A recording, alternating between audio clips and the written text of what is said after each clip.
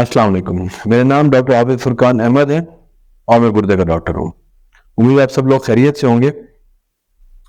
अच्छा, ये मेरी दूसरी वीडियो है डायबिटीज़ के ऊपर।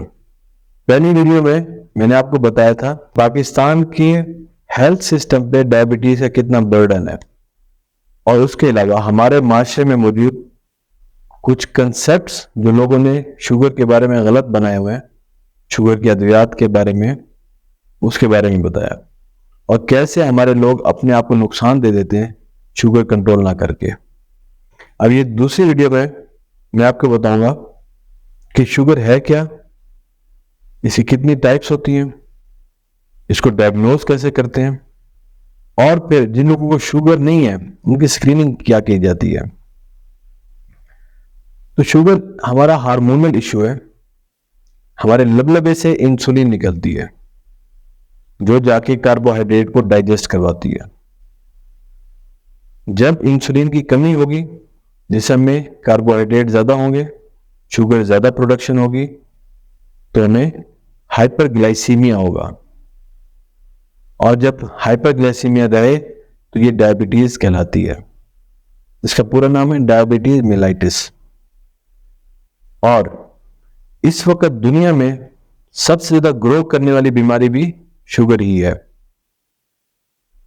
कहते हैं कि 2045 तक 2045 तक तकरीबन 693 मिलियन लोग शुगर के बीमारी में मुब्तला हो जाएंगे, जो कि 2017 से तकरीबन 50% इंक्रीज है।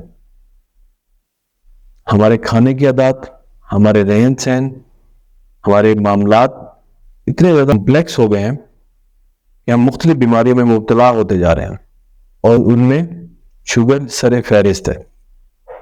अगर हम टाइप्स ऑफ डायबिटीज़ की बात करें तो शुगर की दो मशहूर किस्में अकसाम है।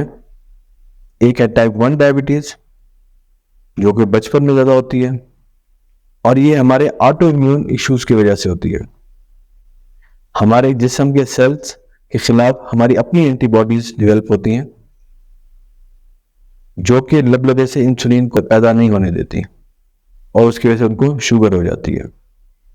दूसरी है टाइप 2 डायबिटीज जो कि बहुत ज़्यादा कॉमन है हमारे माशरे में और इसमें इंसुलिन रेजिस्टेंस ज़्यादा होती है और आहिस्ता आहिस्ता फिर इंसुलिन की कमी भी होती जाती है, जिसकी वजह से शुगर बढ़ना शुरू होती है और शुगर हो जाती है।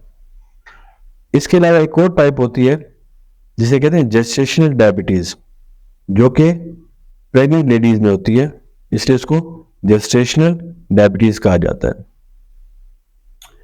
अब अगर हम बात करें कि टाइप 1 डायबिटीज जेनेटिक होती है, फैमिली में रन करती है, या फिर टाइप 2, तो देखा गया है कि जो टाइप 2 डायबिटीज है ये जेनेटिकली ज्यादा एसोसिएटेड है कि अगर फैमिली में किसी को शुगर है तो दूसरे को भी शुगर होने के चांसेस हैं। और दूसरी चीज है लाइफस्टाइल, जिसका लाइफस्टाइल जितना खराब होगा उतनी उसको टाइप 2 डायबिटीज होने के चांसेस ज्यादा हैं। और अगर अलामात की बात करूं तो टाइप 1 डायबिटीज में अलामात जल्दी जाहिर हो जाती हैं, जबकि टाइप 2 डायबिटीज में अलामात इतनी जल्दी जाहिर नहीं होती। अगर किसी को शुगर लग रही है कि इसको शुगर है तो कैसे हम इसको डायग्नोज करेंगे? तो इसका एक क्राइटेरिया डेवलप किया है अमेरिकन डायबिटीज एसोसिएशन ने। उसमें यह है कि अगर किसी की भी खाली पेट शुगर 100 से कम है तो वो नॉर्मल है, और अगर किसी की शुगर 101 से 126 मिलीग्राम पर डेसीलीटर तक है तो इसे हम कहते हैं इम्पेयर्ड शुगर। कि शुगर तो नहीं कहेंगे उसको, डायबिटीज तो नहीं कहेंगे अभी, लेकिन इसको शुगर होने के चांसेस हैं। तो वहां पे उसको अपनी डाइट कंट्रोल करनी चाहिए और वीकली उसको अपनी शुगर मॉनिटर करनी चाहिए ग्लूकोमीटर के ऊपर। और अगर किसी की फास्टिंग ब्लड शुगर 126 मिलीग्राम पर डेसीलीटर से ज्यादा हो जाए तो ये फिर डायबिटीज कहलाती है। और रैंडम शुगर की बात करें तो किसी भी की भी शुगर किसी भी वक्त 150 मिलीग्राम पर डीएल से ज्यादा हो तो हम कहेंगे इसको भी डायबिटीज है। फिर इसको हम कंफर्म करते हैं HbA1c का टेस्ट करवा के। HbA1c लेवल अगर 6.5 से ज्यादा हो तो हम कहते हैं ये भी डायबिटीज है। कुछ लोग हमारे पास आते हैं जिनको फास्टिंग ब्लड शुगर तो उनकी ज्यादा आ रही होती है, लेकिन जब हम 3 महीने का टेस्ट करवाते हैं HbA1c तो वो नॉर्मल होता है। तो हमारी बात पे यकीन नहीं करते, वो कहते हैं जी हमें तो शुगर नहीं है, आप कैसे कह सकते हैं। तो HbA1c की को हम सीरियल लेवल पे देखते हैं। हमने 3 महीने पहले करवाया, फिर 3 महीने बाद कहेंगे, हम 3-3 महीने के बाद HbA1c करवाते हैं और ये ग्रेजुअल इंक्रीज होता है। अगर किसी का डायग्नोसिस भी HbA1c ज्यादा आ जाए तो इसका मतलब यह है कि इसको शुगर थोड़ी पुरानी है, बिल्कुल नई नहीं है।